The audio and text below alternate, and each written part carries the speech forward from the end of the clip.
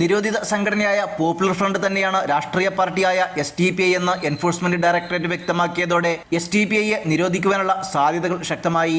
കേന്ദ്ര തെരഞ്ഞെടുപ്പ് കമ്മീഷൻ ഇക്കാര്യത്തിൽ പരിശോധനകൾ നടത്തും. PFIയെ നിരോധിക്കാൻ ബാധകമായ എല്ലാ കാരണങ്ങളും SDPIക്കും ബാധകമാണെന്നാണ് ED വിശദീകരിച്ചിരിക്കുന്നത്. വിദേശത്ത് കടക്കാൻ ശ്രമിക്കുന്നതിനിടെ ഡൽഹി ഇന്ദിരാഗാന്ധി വിമാനത്താവളത്തിൽ വെച്ച് SDPI ദേശീയ പ്രസിഡന്റ് MK ഫൈസിയെ ED അറസ്റ്റ് ചെയ്തിരുന്നു.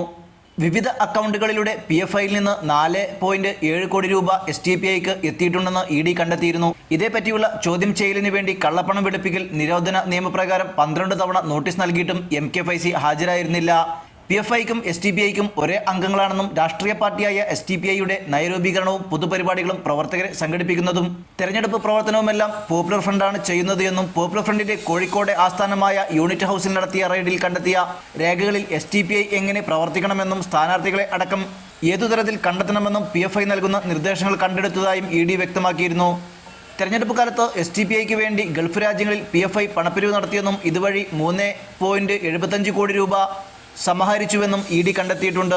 PFIയുമായുള്ള സാമ്പത്തിക ബന്ധങ്ങളും ഒരേ കേഡർ സംവിധാനങ്ങളുമെല്ലാം SDPIയുടെ നിരോധനത്തിലേക്കാണ് വഴി തുറക്കുന്നത്. News desk news 99.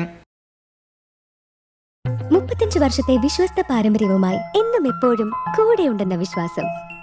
Basit wedding mall, Basith arcade, Poonkottukulam, Tirur.